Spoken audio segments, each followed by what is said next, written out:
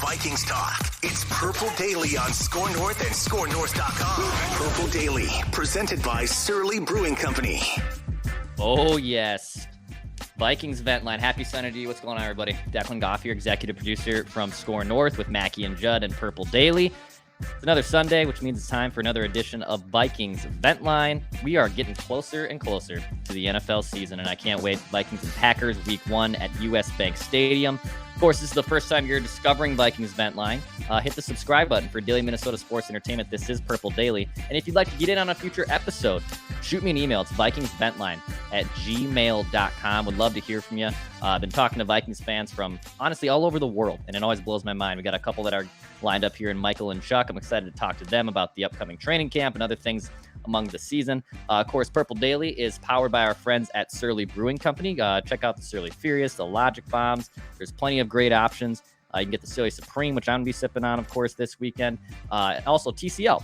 Enjoy more of what you love with TCL with the Vikings football season coming up. Make sure you have your new television and make it sure that it's a TCL. Enjoy more of what you love with TCL. Again, if you want to get in a future episode of Vikings Vent Line for the YouTube audience, it's scrolling across the bottom of the screen right there. We don't need to hear the intro twice, right? Shoot me up. Hit me up. It's vikingsventline@gmail.com. Casa de Declan Goff with the Score North studios. Sometimes has a little bit of hiccups in the audio there.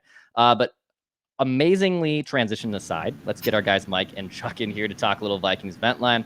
Mike, you're down in Ohio, right? You're in Cincy. Columbus. Okay. And Chuck, where are you located from, my man?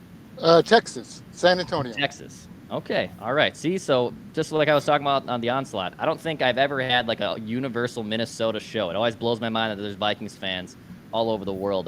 Mike was telling me that his grandpa got him in to football. Chuck, were you born in Minnesota? How did you become a Vikings fan? No, I was born here in San Antonio. Lived in Texas all my life, but in grade school, that was the 70s.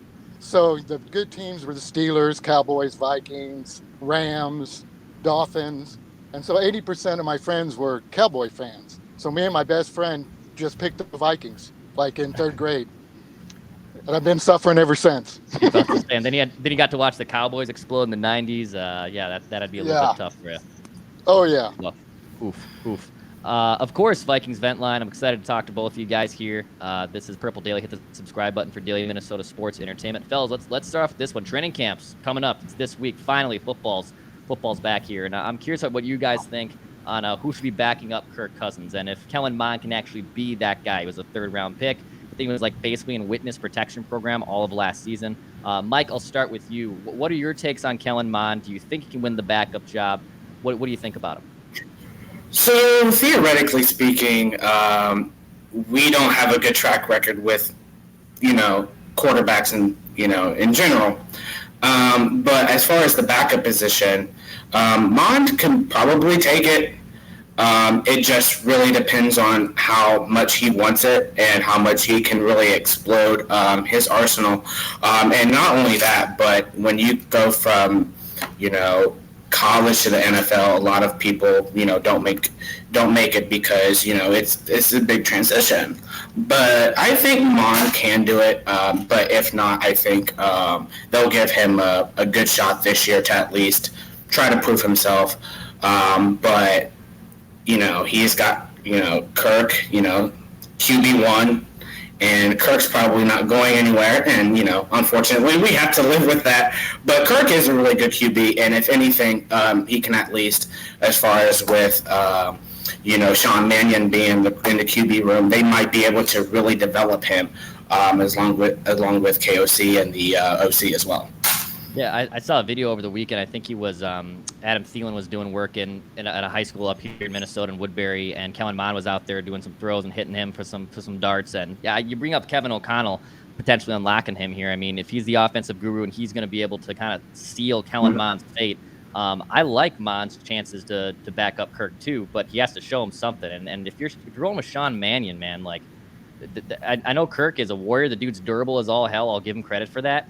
But when we saw Sean Mannion start a game against the Packers, things did not go very well. But if Kellen Mond can hopefully take a step forward here in training camp, beat out that guy, be QB2, and go from there, I think that's the best possible solution. Chuck, what do you think, man? Do you think Kellen Mond can win this backup job to Kirk? I hope he can. That's for sure. Because we're going to be in trouble otherwise. Mannion, like you said, we've seen that. We know what that is. And frankly, down here or even on NFL Network, I have seen nothing of Mond last year. Like you said, it was like he was in the witness protection plan. Like, I don't know if he can throw or not. I've seen him play a lot at A&M, and he's mechanical, but he got the job done. Jimbo Fisher loves him. So I don't know. There's nobody out there right now. Josh Rosen, as bad as he is signed today or yesterday, and it's like, who are we going to get if he can't do it? Right. Hey, so you said you saw him play football at Texas A&M down there? Yeah. Because go ahead. I was going to say, did you go to a lot of games and you were able to see him play? I saw him once live, but being here in the regional market, A&M floods our channels, Okay. It's like the Cowboys too. So I just saw him a lot on TV, but he progressed every year too. He's a 4-year starter. I mean, you got to consider that in the SEC. So hopefully he can do it.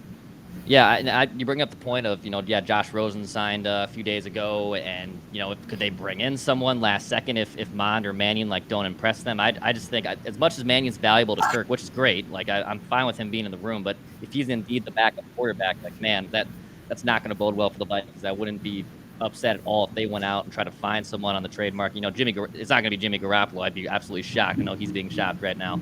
But I wouldn't be surprised either if Kellen Mond doesn't impress, and then they go out and try to make a trade in the middle of training camp or sign someone that gets cut, because they have to have a more viable option, in my opinion, back up Kirk. Because if Mannion starts that game, we saw it against the Packers, it was not fun. Yeah. But Kevin OConnell's the offensive guy, man. So I think to your point, Chuck, that he was a 4-year starter at Texas A&M, and even if he had a lost rookie season, you'd like to think that he's shown enough here in his year 2 of training camp that he can win out the job and be the backup to Kirk.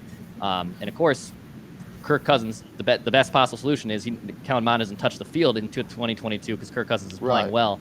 But you still would like a better insurance policy behind him. So I hope he can impress in training camp. Excited to see what he does. Dudes, I am curious what your expectations are for the Vikings in 2022. Everyone I bring on Vent Line, I like to ask them this question. Mike, what are your expectations this season for the 2022 Vikings? So my expectations are pretty much just let's just have a good year. Let's bring out the playbook on offense and defense. Let's get all of our people on the same level. And it is a really good opportunity for Mond to really prove himself in training camp. And he has to want it. And then, we have Lewis Seen, we have, Andrew Booth, and not only that, but the whole previous 2021 draft to also really prove themselves. So it's just a really good baseline with a new offense, going to be a new defense. So basically just really good football. And make sure that we're not making those mistakes, last year and the year before. Mike, what did you think of the Lewis Seen pick? Did you like that one? I like it just because, for the simple fact that, Harry has somebody to pass on his knowledge to, but wasn't really what I was thinking that we would have gone for. But I think Lewis Seen is definitely a solid pick, just not what I thought. Yeah, it kind of surprised us all. And of course, too, they trade back with the Lions. It's like the NFL draft takes 5 hours long to take that first round up. But yeah, I think the dude's going to be awesome. And playing with Harrison Smith, that's going to be phenomenal for him, too. I think Harrison came down a little bit last year, but I still think there's a lot left in his tank. And for Lewis Seen to get to play with him, and even Cam Bynum, who shined when he was called upon last year, too. Like, the Vikings, I think, are going to get really creative with how they want to deploy all 3 of those safeties. And it's a good problem to have with their cornerback room kind of being a little decimated. But yeah, expectation-wise, that defense, I don't know if it's going to be world-beating again, but can it get back to being a league-average defense is I think all you can ask for as a Vikings fan at this point, with the offensive side of the ball being the focus. Chuck, what are your expectations for the Vikings in 2022? Well, I tell you what, I was reading yesterday that they tied an NFL record with 14 games decided by 1 score in a season. So, it's a new regime. I think it's a new breath of fresh air. And hopefully, like you were saying, Michael, get the playbook, you get everything going, a full training camp. 11-6, let's say. It's 3 more wins, and all them close games. and the change in the atmosphere, getting Hunter back, Desarius, like you said, the draft picks, even last year's, they didn't see night or day. Zimmer didn't want him. Chuck, did you think too, like you brought the fact the 14-score game and, there was bad luck. Do you think last year's team was just unlucky or do you think that they kind of sometimes shot themselves in the foot? Do you think bad luck wasn't really, or good luck, I should say, wasn't really on the side of the Vikings in 2021? I think a little bit. The ball is oblong and it bounces different ways. But I also think that we were so conservative even on defense. It's like that Detroit game. The way the secondary was set up for that last minute pass, it was like, what are they doing? So I think, and I worked in a toxic environment once where the boss didn't want to talk to anybody, and it was, you don't perform up to your expectations because you don't want to be there. And I'm not saying it's all Zim's fault. He had a great, first 6 years here, but I know what it's like to work in an environment like that. You dread even being in that building. So. Mike, do you have high expectations for Kevin OConnell here? Do you think he's going to be the dude that is the next great coach for the Vikings for the next 10 seasons or so? This year, I don't really have any high expectations. Obviously, I think that personally, if we get to that average just all around this year, I think that's just a really good starting point for next year. We would all love to see the Vikings make, another miracle and go all the way to the Super Bowl this year, but the statistics say that, in previous years, that's probably not going to happen. It's a very slim chance, but what we can do is get to that average or close to the average, and then with, KOC getting everybody to the same level, that's just a extra boost for next year. And then that way that boost our chances to even get further into the playoffs. But I think it's going to take definitely a good 2 or 3 years, just like McVay, to get to that Super Bowl that, all of us Vikings want to see one of these days. So, yeah.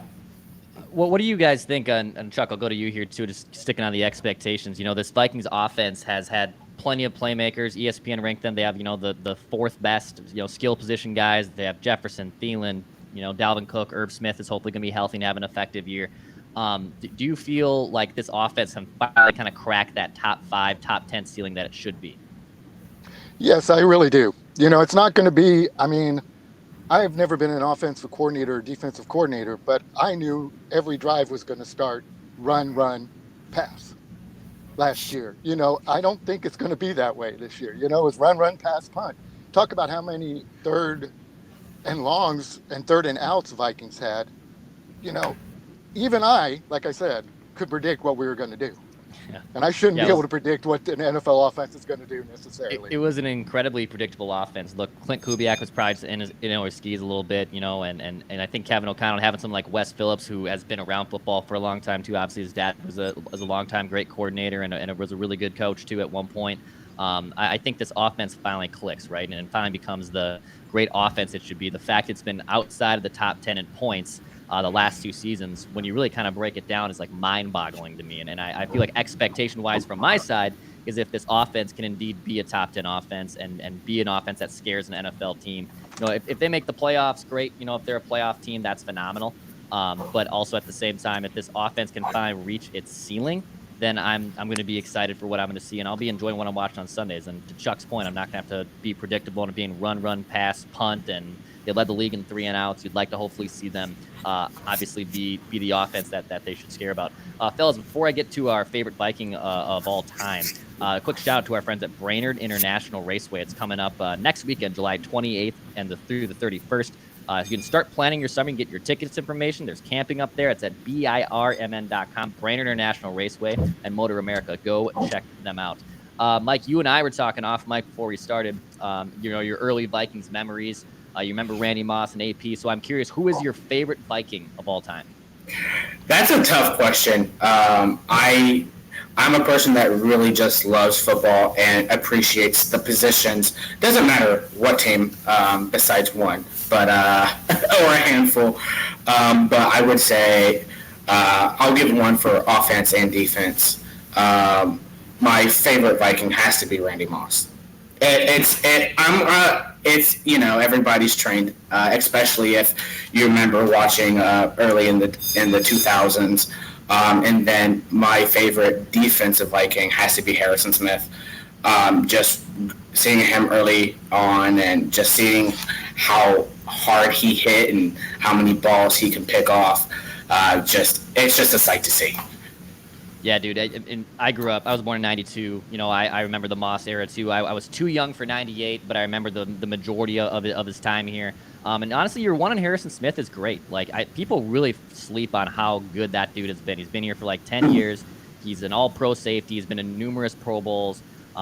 Safety isn't necessarily a sexy position, but the dude has done very well for a super long time. And I think when it's all said and done, the guy's probably in the Vikings Hall of Fame. I don't think he's necessarily a NFL Hall of Famer yet, unless he really just continues to be the player he's been into his 30s. But he's a low-key, really dominant player that I think a lot of fans kind of forget about. Chuck, you obviously represent a little bit of the older Vikings fans, so I'm curious too. Who was your favorite Viking of all time? Alan Page, I love to death. Probably, in my opinion, the greatest Viking, but my favorite is John Randall.